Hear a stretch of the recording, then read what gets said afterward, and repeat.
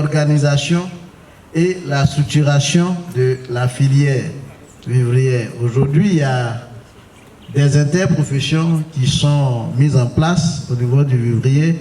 Vous avez l'interprofession oignon qui est déjà créée avec pour présidente Madame Diaby. Vous avez aussi l'interprofession légumes qui est en train d'être mis en place. Nous avons déjà eu une réunion à Yamoussoukro et je pense que le travail continue. Donc c'est l'occasion à la mise en place de ces interprofessions parce que nous voulons organiser ce secteur. Donc l'interprofession comprend un certain nombre de collèges. Vous avez le collège des producteurs et vous avez aussi le collège des commerçants et vous avez le collège des transformateurs. Donc c'est ces collèges-là qui vont siéger au niveau de l'interprofession. On pourra par exemple joindre à ces collèges le collège de tous les fournisseurs de services. Ceux qui vendent les intrants aussi pourront constituer un collège. Donc je vous invite vraiment à prendre part aux travaux pour la mise en place de ces interprofessionnels. J'insiste parce qu'aujourd'hui nous voulons faire de vous des professionnels. Et ce qu'on appelle des professionnels, c'est vraiment des gens qui vivent leurs activités. Nous parlons de professionnels parce que si vous voulez faire un métier dans la chaîne de distribution des produits vivriers, je pense qu'il faut choisir un métier. Soit vous êtes producteur et vous vous consacrez à la production. Soit vous êtes commerçant et vous vous consacrez à la commercialisation. Soit vous êtes transporteur et vous vous consacrez au transport de produits vivriers. Très souvent, ce que nous constatons, c'est que la même personne fait de la production, la même personne fait de la commercialisation, la même personne fait de la transformation et souvent pour les femmes, à ses heures perdues, elle est commerçante de pagne. Donc, c'est tout ça qu'on veut regarder et mettre en place des professions. C'est-à-dire, ma profession, c'est producteur ou productrice de vivrier. Moi, je suis commerçant ou commerçante de produits vivriers. Quant à moi, c'est soit la transformation que je fais. Donc, c'est un peu comme ça que nous voulons organiser les coopératives. À côté de ça, il y a comment cette organisation va se faire sur l'espace, sur le territoire ivoirien. On a constaté par exemple que dans certaines localités et même à Abidjan, vous avez pour la seule peut-être commune d'Adjamé 5 fédérations ou 5 unions. Nous pensons que c'est un peu trop. Moi je pense que si on prend une région comme le Guémont par exemple, on pourrait avoir au Guémont une seule union de coopératives qui va fédérer toutes les sociétés coopératives de la région. En le faisant, vous devenez plus fort. Parce que beaucoup de coopératives existent, mais ne fonctionnent qu'à travers les quelques activités que leur président pose. La coopérative repose uniquement sur soi, la présidente. Tout ce qui est décaissement à faire, c'est la présidente seule qui fait. Bon, quand ça fonctionne comme ça, demain quand il y a un financement, tout le monde veut avoir aussi. Alors que c'est la présidente seule qui travaille. Elle aussi, elle ne comprend pas. Donc il faut que ces côtés-là, on regarde. Si vous voulez être coopérative, il faut que tous les membres de la coopérative puissent participer au fonctionnement de la coopérative. Et d'ailleurs, avec mes services, nous sommes en train de voir comment mettre en place, bien sûr avec vous, des cartes de membres de coopératives. Parce que souvent, c'est les mêmes personnes qui sont dans les coopératives. Donc, nous voulons au moins, quand quelqu'un dit, moi j'ai 2000 membres, il faudrait que ce soit 2000 membres de sa coopérative et non 2000 membres qui appartiennent à 3, 4, 5 coopératives. Donc ça, c'est des éléments que nous allons regarder avec vous. Au niveau de la région, on peut avoir une union de coopératives. Et ces unions de coopératives pourraient choisir leurs responsables au niveau national. De sorte que quand on veut parler aux responsables des sociétés coopératives, on puisse avoir un seul interlocuteur.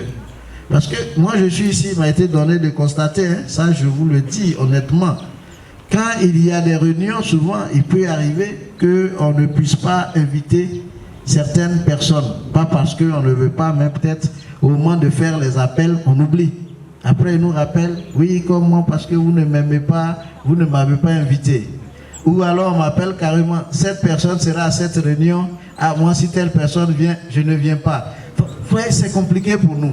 Alors que si demain on a une personne ou deux qui parlent en votre nom, une fois qu'on a touché ces deux personnes, on vous a touché, vous tous.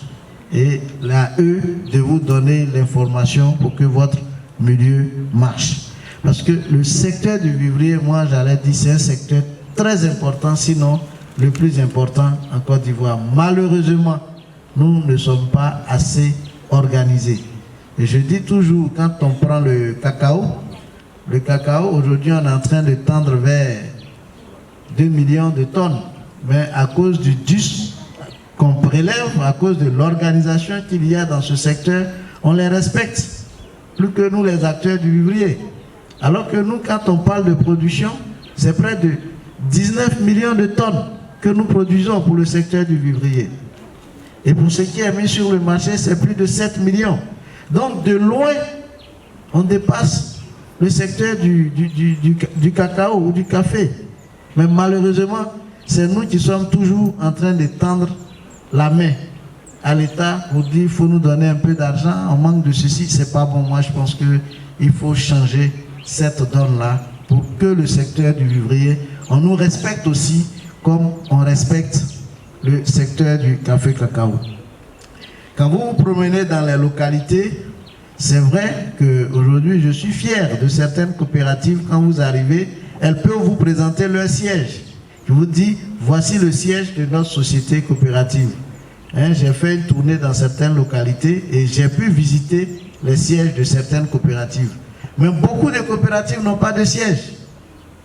Tous leurs documents sont dans leur poche, dans leur sac. Et ça, ce n'est pas bon. Il faut que cela change. Et même dans la distribution que nous voulons faire, je disais à M. Zawi, il faut faire vérifier que les coopératives qu'on nous a envoyées ont effectivement des sièges. Parce que les coopératives qui n'ont pas de siège, il faut les sortir de notre liste dans un premier temps et qu'on puisse les accompagner à avoir des sièges. Mais dans un premier temps, peut-être il faut les sortir de la liste parce qu'ils ne font pas honneur au secteur du vivrier. Parce qu'une coopérative, c'est d'abord des statuts et règlements intérieurs. Une coopérative, c'est un siège. Une coopérative, c'est parfois un conseil d'administration ou alors une présidente. Une coopérative, c'est aussi un directeur de coopérative, un gérant, voilà, qui fait fonctionner la coopérative. Ce qu'on constate, c'est que souvent, la présidente, elle est en même temps trésorière, elle est en même temps secrétaire. Ça ne peut pas fonctionner comme ça. Vous êtes désormais des opérateurs économiques. On parle de société coopérative. C'est-à-dire qu'il peut y avoir un président de la coopérative, mais qui est différent du directeur de la coopérative. Parce que le président peut avoir l'idée, avec certains producteurs, de créer une coopérative, mais pour la gestion de cette coopérative, vous n'avez pas les compétences, les qualifications pour gérer la coopérative. Donc il vous faut recruter quelqu'un qui a fait des études pour ça et que vous payez pour faire le travail. Vous lui fixez des objectifs et il fait le travail et vous êtes là pour lui donner des orientations, pour vérifier que le travail que vous lui avez confié est bien fait. Sur cette base, il vous rend compte, il produit des rapports que vous aussi vous pouvez donner à votre tutelle. Combien de coopératives ici nous ont remis un jour leur rapport d'activité? Rares sont les coopératives qui produisent des rapports d'activité. Il n'y en a pas. Enfin, quand je dis il n'y en a pas, c'est qu'il y en a, mais vraiment, c'est comme une goutte d'eau dans la mer. Donc, nous voulons revoir vraiment l'organisation, la structuration des coopératives. Parce que dans certaines localités, vous avez 10 coopératives, mais qui n'ont pas assez de moyens pour travailler. Alors que vous savez tous que si nous avons créé ces coopératives, c'est pour être fort. Mais ce n'est pas quand vous êtes 5, 6 que vous allez être fort. Plus vous êtes fort, plus vous êtes nombreux, j'allais dire, plus vous êtes fort. Et donc, moi, j'invite dans certaines localités qu'on n'ait pas plusieurs coopératives, mais qu'on ait une seule coopérative qui peut nous représenter valablement. Donc, sur ce point, c'est ce que je voulais dire.